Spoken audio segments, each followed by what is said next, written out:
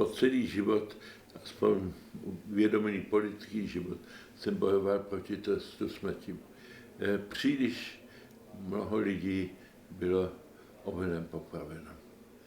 Příliš mnoho lidí, tisíce byli v 20. století a bohužel v 21. století popraveni z politických důvodů. Nikoliv, že by spáchali trestný čin. To všechno mě vede k tomu, abych všude bojoval proti trestu smrti.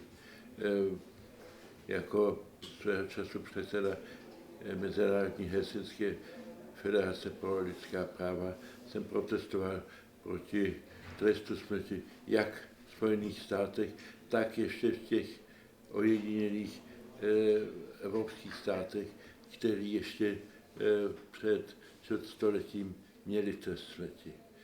Považuji to za barbarský způsob, který dneska už nemá oprávnění.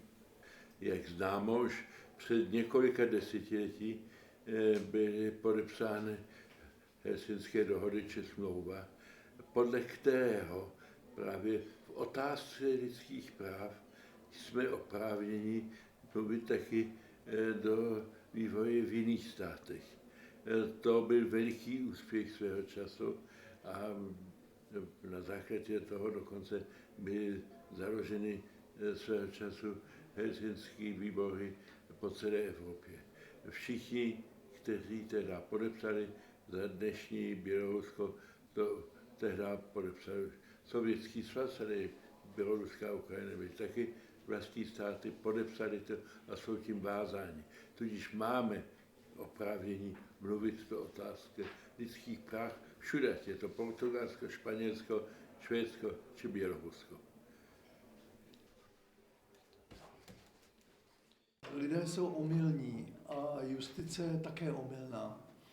A nejednou už se stalo, že přišel o život nevinný člověk. Za druhé, prohnat někomu kulku hlavou přijde levněji, než ho živit v celé doživotně. To je pravda.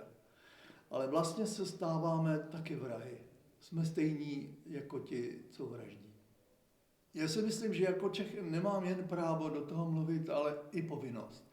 Já se domnívám, že lidem, kteří žijí v diktatuře, se to říká těžko, nemůžou. Ale my, co máme rozvázaný jazyk, bychom to neměli smlčet. Měli bychom říct, heleďte se, když chcete dělat hokejovou soutěž, která má jistá přísná pravidla, jako jsou offsidy a různé surovosti, měli byste dodržovat také pravidla, ke kterým dospěla Evropa. A nebýt jediným státem v ní, který má ještě středověký trest smrti. Tak já trest smrti nepodporuji vůbec nikde. Ani v Americe, ani nikde na světě, protože život vlastně, to je záležitost úplně mezi nebem a zemí. To není něco, o čem rozhoduje člověk. Na mě zapůsobila velice situace s Mladou Horákovou, protože ta vlastně ještě ta poprava její ještě umocňovala ten komunistický režim. Nikdo nesmí proti přírodě. To je přesně o tom trestu smrti. Příroda rozhodne, kdy ten člověk má odejít a kdy zůstat.